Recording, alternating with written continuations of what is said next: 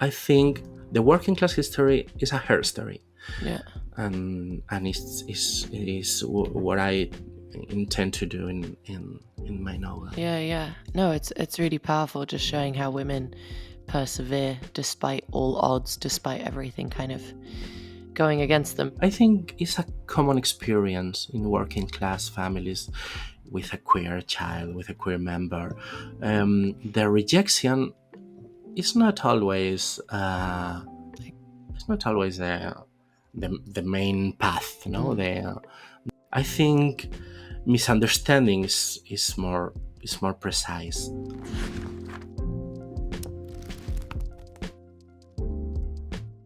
Alana, I am so excited to speak to you. I've been looking forward to this conversation for a long time. I've been fangirling over you. I also told you over dinner how much of a fan I am of your book.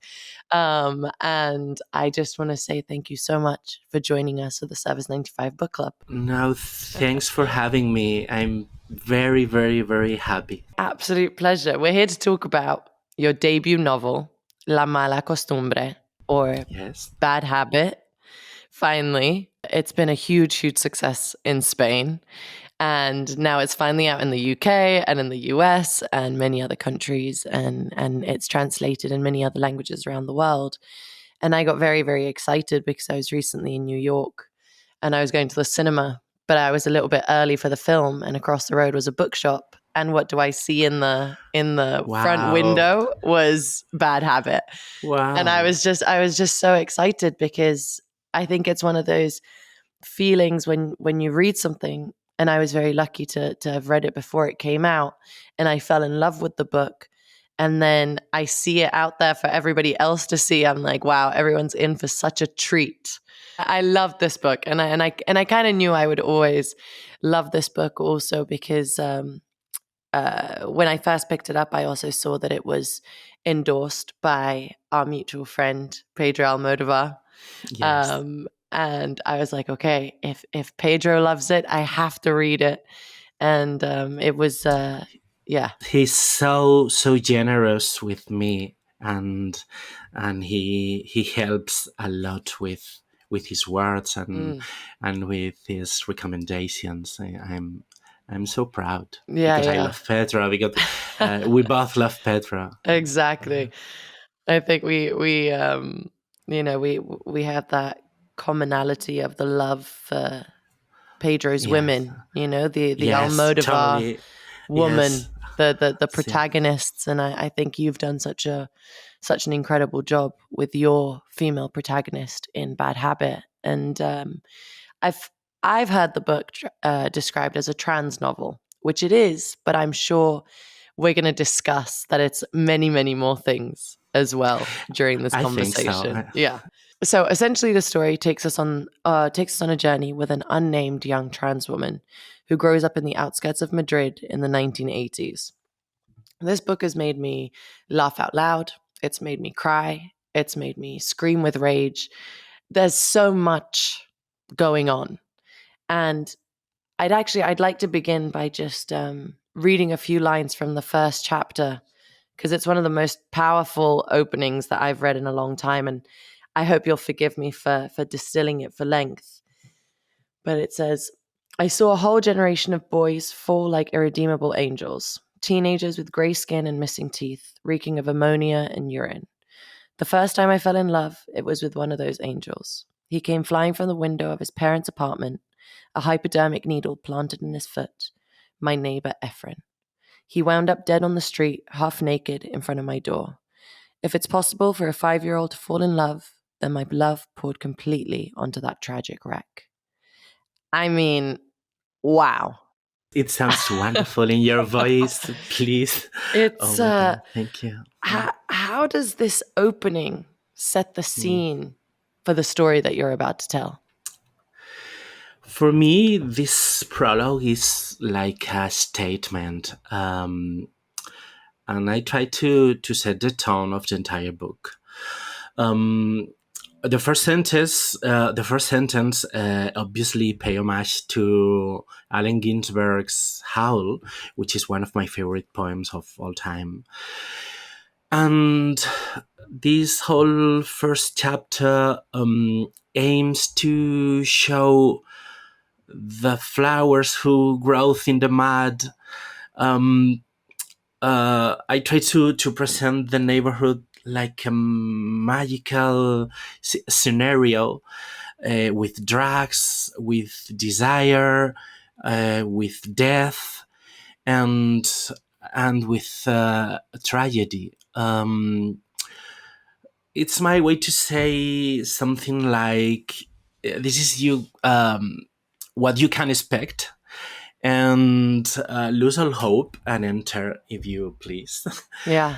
So Yeah, leave everything at the door and see what comes. I mean, I love the Catholic imagery throughout the novel, particularly in these first pages. I think it's really, really clever because people care about angels in a way that they might not about junkies. You know, you're not afraid to use religious metaphors to describe things that could be stigmas in Catholicism, such as sexuality and drug use.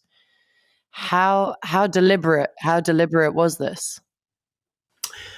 because I'm not a practicing Catholic, but in Spain, uh, at least my generation, we are raised like Catholics. We are raised in a Catholic context. And for me, the thing with Catholic imagery is the set my first erotic reference. I discovered my own desire watching a little sculpture of St. Michael's, and I think Catholic imagery is so powerful, speak for itself, and it's dark, but it's so kinky. And if I had to describe my ambitions as a writer, I would use these words. Mm, So powerful, dark, kinky, sexual, tragic, I love that. corporal. No, yes. Yeah, I love that. The novel is set in San Blas, where you actually grew up.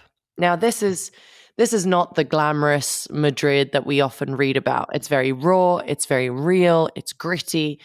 Tell me about this Madrid as it was during the 1980s and 1990s when this novel was set. If you want to understand the 80s and 90s San Blas, you have to go back in time. San Blas was a neighborhood who was built in the 50s, for the Franco's regimes, in a way to put in stable working class. And migrants who came from La Mancha, from Andalusia, south of Spain. Um, they call the neighborhood something like the neighborhood of the motherless childs, because they totally forgot build schools, and the kids should stay at home every day. And when the bill collectors knock at the doors, and the kids say, "My mom is not in home. My mom is not at home. Sorry." And this motherless child grew up with a very strong political conscience, and a very strong um, conscience that they were totally abandoned by authorities. And these are the best ingredients to build a political response. Mm, So in the 80s and 90s, they were totally wiped out by heroin. and heroin was like the last capital punishment of the regime, no, Mm. because they were dangerous, because they were politically dangerous. They were strong. They were the neighborhood was this kind of conscience, this kind of necessity to protect themselves, and it was the most inconvenient thing for authorities. And we are the daughters and the son of these people. We grow losing our neighbors Mm. by heroin, sewing weeping mothers, and with the idea that political involvement was dangerous, was a dangerous thing. Mm. Mm. Yeah, because I've heard you say that this is more of a working class novel than a trans novel. So, why is that so important to understanding the significance of the story? I know you touched on that a little bit. The working class history is told through their male heroes, and the situations that I've seen is more like a hair story. No, the women in San Blas, in where who keep the fight alive. No, mothers who lose the children, mothers who lose their husbands, and Bad Habit is a working class novel and a working class woman novel. No, is something inextricable. No, but without the class component, without the class issue, you can't understand the story of this girl, because her lack of resources, her lack of tools to understand her own life Yeah. are emotionally but mostly material, because she's poor, because she can't go anywhere, she can try nothing. Mm. She's living in her neighborhood, watching life and craving femininity, but she can go anywhere. Mm. Mm. Mm.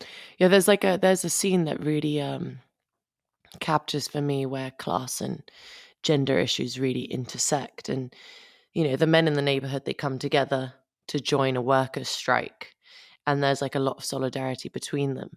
But when it comes to the issue of repeated domestic violence by their neighbor Aurelio, for example, even though they're appalled by it, that's a line that they won't really cross. There's a lot of challenges when you're working class and poor, but you're very, very good at highlighting how this is magnified for women. And as you were saying, like, there's so much to do with like the resilience of women who have lost so much but continue the fight throughout. Yes, It's very powerful.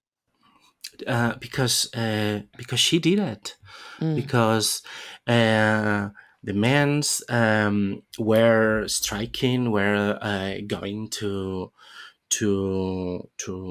riots, and women maintain houses, maintain kids, Mm. maintain absolutely everything, Yeah. and no one helps her. Um, uh, no one helps them, because their problems were not important. The problems were like part of life: Mm. domestic abuse,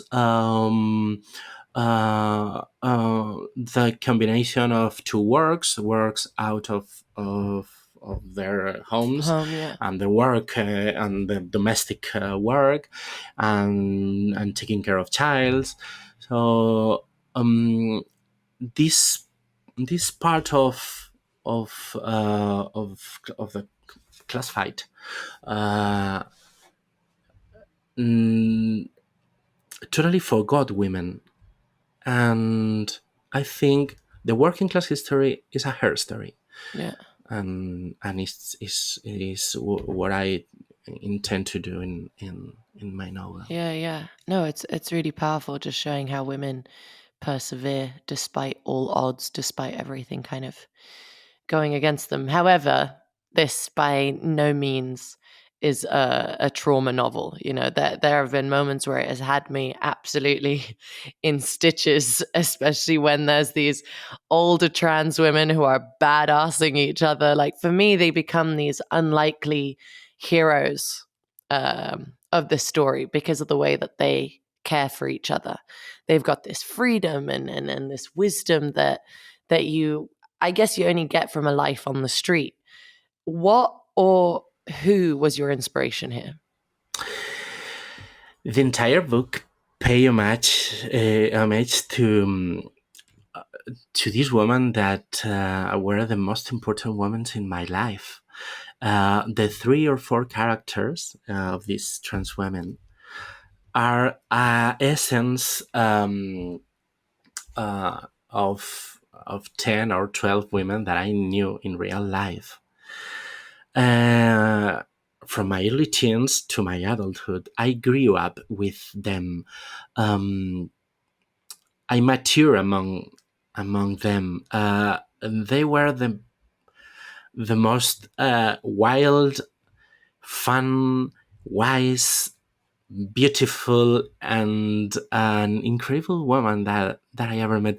I always say that I will always write about them. I will always include them in my work because I think the human history, is not complete without them. They were my mothers. They were my mentors. They were my protectors Mm, because I was very young, and their life are the most incredible material to to write or to film or to mm. make to tell stories.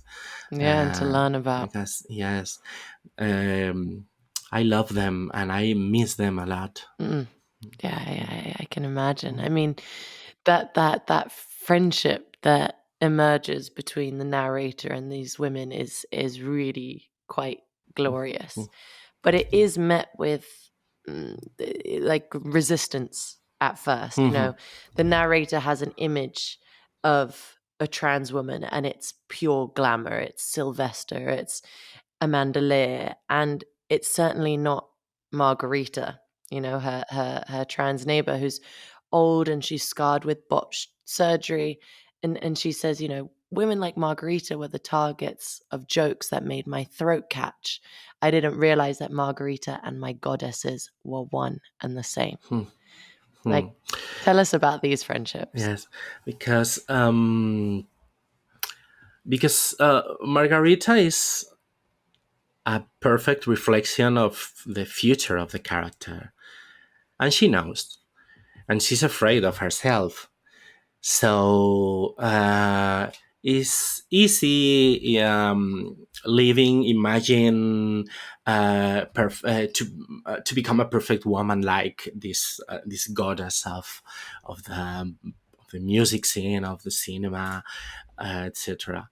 But the reality is Margarita, and um, she can't appreciate the beauty of Margarita, um, because the she only have one tool to stay alive, that is dreaming. Is project herself in magical scenarios, and Margarita is the life knocking at her door Yeah, it's the and reality. saying Mm, yes, and saying, baby, you are like me, and it's not bad. So it's a difficult path, but it's a beautiful path, because when the main character discover this sorority, this the sisterhood, this magical connection between them. Uh, she she grows. She understands herself a little bit better, and I think that stay in peace with our genealogy, with these women who were who were wild and who were uh, so maybe dangerous. No, Yeah. at is the best thing that we can do Mm. for ourselves, to be in peace and to be and consider ourselves part of this genealogy is is wonderful. Yeah. Is wonderful.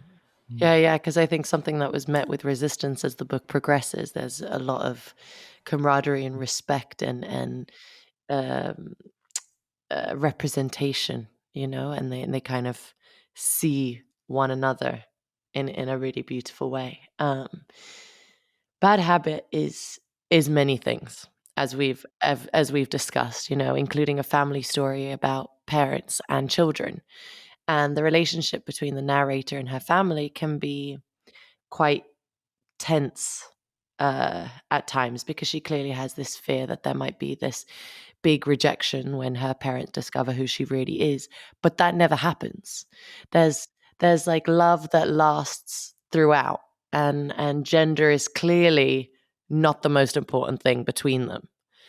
Can you expand on this for me? They are working class again, and they are poor, and they lost their lives working. These parents are good people and they are caring parents, but they can't understand her daughter. Mm, Uh, they don't have the resources because they are exhausted. These parents are drained, completely drained, and their love is raw. Is a mm, love without without precise tools, without patient. And this chapter is a political statement. These parents don't have the resources to to understand completely her daughter, but they love her mm. a lot. And this is a political statement because the idea that labor extract the energy and the possibility to love each other in this family with patience, slowly, uh, uh, listening. They are they are so tired, Mm. and but she knows perfectly that her parents' home is a safe place, even if they don't understand completely her daughter, Mm. and and and with these walls of silence between them. But I think it's a common experience in working class families with a queer child, with a queer member. The rejection is not always the main path. Mm. The I think misunderstanding is more precise. Yeah, I think that's what. Yeah, misunderstanding. It's not really rejection at all. They're kind Yes, of they don't know how to react. yes, they need time. They need time. We all need time to understand each other. No, so Mm. uh, but these are these are they are very good parents. Yeah, Hmm. yeah, yeah, yeah. I love that. I'd love to talk a moment about how far Spain has moved on LGBTQ plus rights. There was a law on social danger and rehabilitation that came in 1970 under the fascist dictator Franco, where men who loved other men could be sent to concentration camps. Then, just a matter of months ago, the trans law was passed, making Spain one of the most progressive countries in the world on trans rights. I know in the UK, debates on trans rights have become extremely polarized to the point where people are actually really afraid to talk about it. What's your take on the current state of the trans debate, and how do you think this can be improved? I think trans issues like LGBTQEA plus issues and women issues, we are the canary in the coal mine, and it's the gate to worst scenarios. Is the most weak gate. Mm, So I think the manipulation of far right about trans issues is uh, is disgusting, because I can understand the doubts. I can understand some misunderstanding. I can understand everything, but they are taking from us the possibility of talk in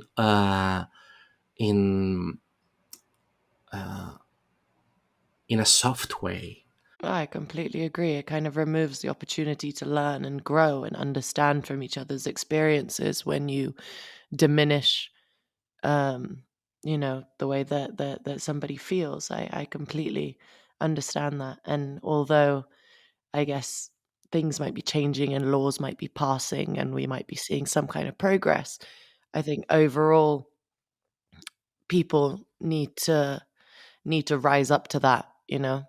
So we've got a lot of work to do um, beyond that for sure. In Spain, we have an advanced legislation and a progressive one, uh, and we had a good acceptance, but all of this is weakening by this manipulation. And I think education and listening now is more important than ever, Um because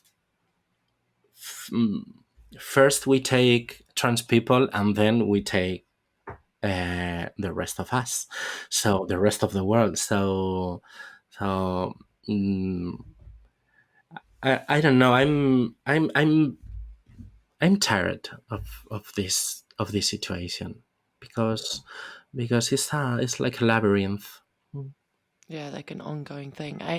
As I was reading this book, I was really struck by the importance of mentors and, I guess, representation as a whole. And I really believe that this novel could serve as a function for some gender questioning readers, those who have no one to turn to. And I guess that this novel has a purpose. It's not just entertainment. Is there some small change in the world that you're hoping for, from the people who read it? Thank you very much. This is a beautiful idea.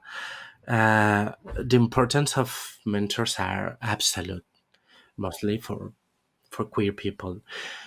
The thing is, my generation, the following ones, um, we lost our mentors during the AIDS pandemic, and we treasure their legacy, but they are ghost to us. Again, ghost like in the neighborhood, no, like the yes, their loss is irreplaceable.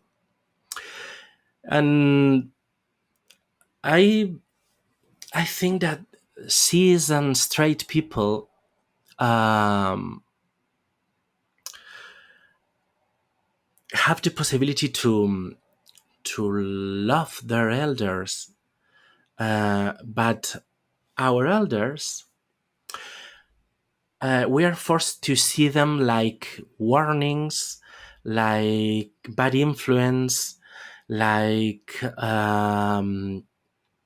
like uh, like something dangerous in our future.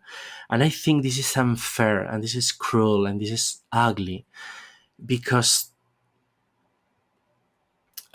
we have the right to connect with our genealogy. Mm. Is vital, because there are some issues in our lives that maybe our parents cannot understand, maybe our elder brothers or our aunts, or they can understand, and we need our mentors. No, and now my all my mentors now are ghosts.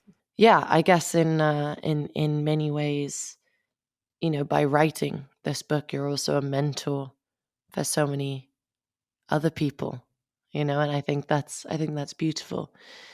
There are some parts of this book that are quite lonely, and I've heard you talk about your own experiences of loneliness when you were growing up. What could those around you have done differently to support you through this experience? Listening and listening. Mm. And you don't have to understand everything from the beginning, because I think first a quick understanding maybe is a mistake.